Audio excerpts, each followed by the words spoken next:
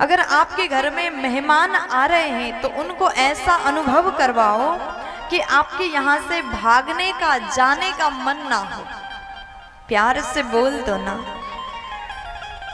अतिथि सेवा कैसे किया जाता है महाराज जनक से सीखना चाहिए। जितने मिथिला नगर के लोग हैं, जितने मिथिलावासी हैं, ये सब महाराज जनक के पद चिन्ह पर चले हुए लोग हैं। इसलिए शायद आज भी मिथिलावासी उसी तरह आए हुए पहुना का स्वागत करते, सेवा करते हैं। और कई लोग क्या करते जानते हैं, बताएं कि नहीं? कई लोग मुंह से तो बोल देंगे आप अगर 1-2 दिन और रुक जाते तो हमको बड़ा अच्छा लगता। चलो पहुना ने भी सोच लिया 1-2 दिन और रुकना चाहिए, क्योंकि सामने वाला इतना रिक्वेस्ट कर रहा है, इतना भाव दे रहा है, तो रुक जाना चाहिए। मुंह से तो बोल रहा है लेकिन भोजन के लिए कुछ दे नहीं रहा, तो क्या सामने वाले को रुकने का मन होगा? अगर आपके घर में मेहमान आए तो उनको विधिवत भोजन करवाओ, उनका रुकने का, ठहरने का उचित व्यवस्था करवाओ। केवल मुंह से रुको कह करके नहीं होता, व्यवहार से दिखाना चाहिए। और ये क्या है? प्रेम है। सामने वाला आपको कितना चाहता है, वो मुंह से चाहे कितना भी बोले, अगर व्यवहार से दिखाई नहीं दे रहा है तो मानिएगा मत। और जो वाकई में, वास्तव में प्रेम करता है ना, उसका केवल मुंह नहीं बोलता, उसका व्यवहार बोलता। और जिसका व्यवहार बोलता है उसे मुंह से बोल करके बताने की आवश्यक ही नहीं पड़ेगा। राजा जनक जी महाराज दशरथ जी को वापस जाने के लिए बोल ही नहीं पाए। जनकपुर नगर में ऐसा आनंद आ रहा है, ऐसा आनंद आ रहा है। समस्त जनकपुर के लोग, जनकपुर के वासी, जितनी भी मैया की सखियां हैं, रोज भगवान राम जी को भोजन कराती है। राजा जनक जी के आदेश पर जनकपुर में नित्य प्रति नया नया व्यंजन बनाया जा रहा है और स्वागत भी ऐसे ढंग से कर रहे हैं। देखो पहुना घर में आए हैं, 9-10 दिन के लिए आए तो ठीक है, एक बार स्वागत कर दिया, हो गया, ऐसा नहीं। अतिथि भी पुराने बन गए, लेकिन सामने वाले को ऐसा फील जनक राजा नहीं करवा रहे कि आप आए हुए बहुत दिन बीत गए। नित्य प्रति नया नया अनुभव कराते हैं। नित नूतन आदरु अधिकाहि, रोज नया नया स्वागत, नया नया सम्मान, हर प्रकार से, हर तरीके से स्वागत सम्मान कर रहे हैं। और मिथिला के लोग तो बड़े अद्भुत है प्यारे। राम जी जब भोजन करते हैं, समस्त सखियां चारों ओर घेर करके बैठ जाती हैं। राम, लखन जी, भरत जी, शत्रुघ्न लाल भोजन करते हैं। सखियां बहुत प्रकार की बातें भगवान को सुनाती हैं। और यहाँ पर गारी प्रसिद्ध है। मिथिला की जो माताएं हैं, जब नया नया दामाद जी आते हैं ना तो भोजन कराती और गारी भी देती है। ऐसा हमने सुना है। आप लोग करते कि नहीं करते? करते हो? क्या बात है, प्यार से बोलो ना। समस्त सखियों ने भगवान राम जी को गारी सुनाया। अब गारी भी बहुत मीठी तरीके से सुनाया, व्यंग्य वचन प्रहार करते हैं। और लखन भैया, शत्रुघ्न लाल भी सखियों के साथ में बड़े भाव से समय व्यतीत करते हैं। भोजन किया, बड़े आनंद के साथ में जनकपुर में बहुत दिन भगवान श्री राम जी, लखन भैया, शत्रुघ्न लाल रहे। बड़ा आनंद आया। ऐसा लग रहा है जनकपुर वासी को ये पल कभी जीवन से जाए ही ना। हम भी यही विचार करते हैं ना, जीवन में यदि सुख का घड़ी आया है तो भगवान से प्रार्थना करते हैं कि ये घड़ी कभी खत्म हो ही ना। लेकिन ऐसा कभी नहीं होता प्यारे। यदि आपके जीवन में सुख का पल आया है तो एक दिन सुख का घड़ी खत्म होगा, दुख का समय आएगा। यदि आपके जीवन में दुख है तो उस समय में भी बहुत ज्यादा चिंतित नहीं होना चाहिए, क्योंकि वो पल भी एक दिन गुजर जाएगा। जीवन में दुख हमेशा नहीं रहेगा, या फिर आपके जीवन में सुख हमेशा नहीं रहेगा। ये सुख दुख दो चीज हैं, ये हम अपने कर्म के कारण से प्राप्त करते हैं। कई लोग होते हैं, अगर जीवन में दुख आया तो दूसरों को दोष देते हैं, उसकी वजह से हुआ, अगर उसने ऐसा नहीं किया होता तो आज हम सुखी रहते। आपके जीवन में दुख आ रहा है तो कभी भी दूसरों को दोष ना दीजिए, क्योंकि आप दुख पा रहे हैं, ये आपका अपना कर्म है। कहते मनुष्य का कर्म कभी टलता नहीं है, आपने जैसा किया आपके साथ वैसा जरूर होगा। इसलिए जीवन में ये कोशिश करिए कभी भी आपकी वजह से किसी और के आंखों में आंसू ना आ पाए, कभी आपके बाणी दूसरों के हृदय में तीर समान ना चुभे, ये कोशिश करना चाहिए। और ऐसा सत्कर्म करिए, आपके सत्कर्म से ही आपके जीवन में सुख का आगमन होता है। ये जनकपुर वासियों का सत्कर्म ही था, जहां भगवान राम जी के साथ में ऐसे आनंद के क्षण बिताने को मौका अवसर इनको प्राप्त हुआ।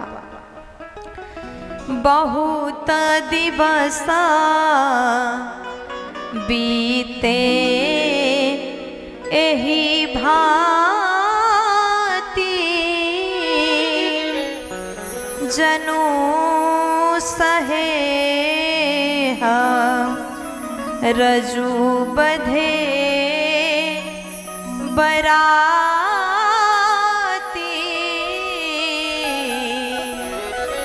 गोस्वामी जी कहते हैं बहुत दिवस बीते यही भांति, सखियों के साथ में, महाराज जनक के साथ में, माताओं के साथ में बहुत दिन व्यतीत हो गए।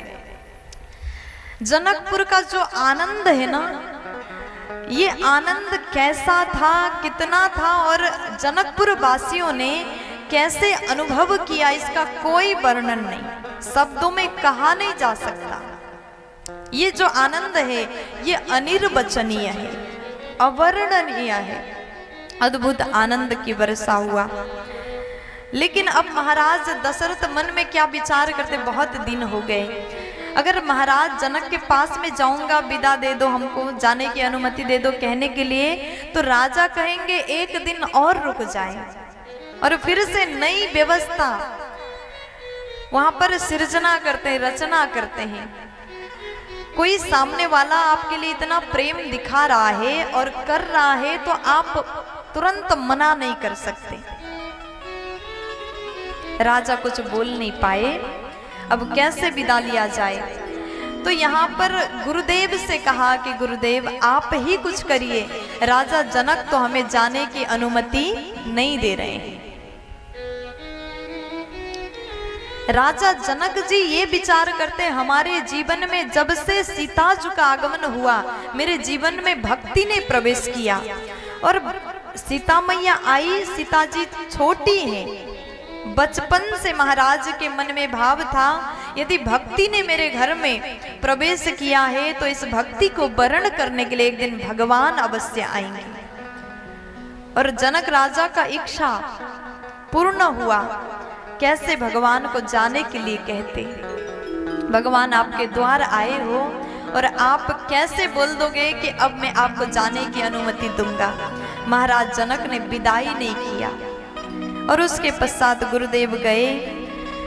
गुरु वशिष्ठ जी सतानंद जी के पास में बैठे, विश्वामित्र जी, तीनों गुरुदेव साथ में बैठ करके कहा कि देखो अब किसी भी तरह राजा जनक को मनाना पड़ेगा, राजा जनक को मनाना पड़ेगा, उनको ये समझाना पड़ेगा कि महाराज अगर आप राजा दशरथ को इसी तरह रोक करके रखोगे तो अयोध्या की व्यवस्था जो है गड़बड़ हो जाएगा। अयोध्या नरेश महाराज दशरथ जी चक्रवर्ती सम्राट है, अगर वो नहीं जाएंगे तो वहां का व्यवस्था बिगड़ जाएगा। सब कोई जाकर के गुरुओं ने समझाया राजा जनक जी को। राजा जनक जी ने जैसे गुरुदेव ने समझाया उसके बाद मान गए, ठीक है हम भी समझ रहे हैं दशरथ जी अगर यहाँ रहेंगे तो अयोध्यावासी कैसे रहेंगे और वहाँ का व्यवस्था बिगड़ जाएगा। अब जाने के लिए मैं विदाई की तैयारी करता हूँ। महाराज जनक जी ने खूब प्रकार से दहेज दिया, लाखों घोड़ा दिए, हजारों रथ दिए, बहुत कुछ दहेज में महाराज जनक ने दिया। परसों हमने आपसे निवेदन किया था, दहेज देना या लेना गलत नहीं है, लेकिन लड़की के पिता से लड़का के पिता अपने मुंह से मांग करके हमें ये चाहिए कह करके लिस्ट थमा दे, वो गलत है। देखो बहुत से लोग तो क्या करते हैं, मुंह से मांगना उचित नहीं है। बहुत सी जगह हमने सुना है,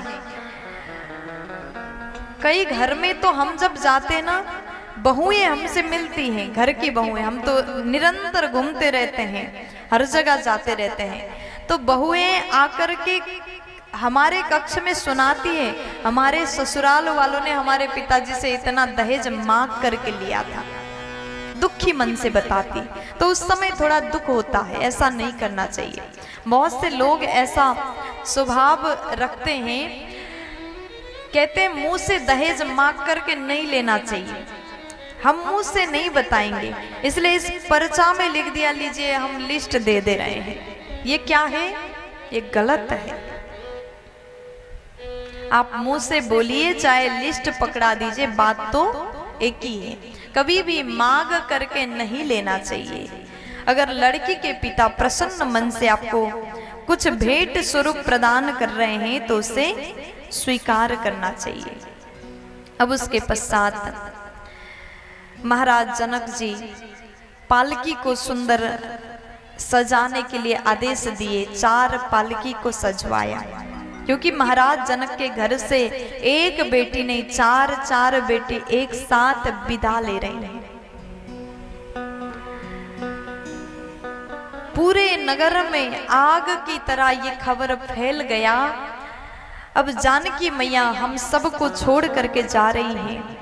भगवान श्री राघव जी हमारी सीता जी को लेकर के जा रहे हैं। महाराज दशरथ जी अब वापस अयोध्या प्रस्थान करना चाहते हैं। बारात लौटने का समय हो गया। ये जो खबर है, समस्त जनकपुर वासी थोड़ी देर पहले तक आनंद में झूम रहे थे। ये जो खबर प्राप्त हुआ, ऐसा लगा कि हृदय में किसी ने बाण चलाया हो। अति कष्ट में सब रोने लगे।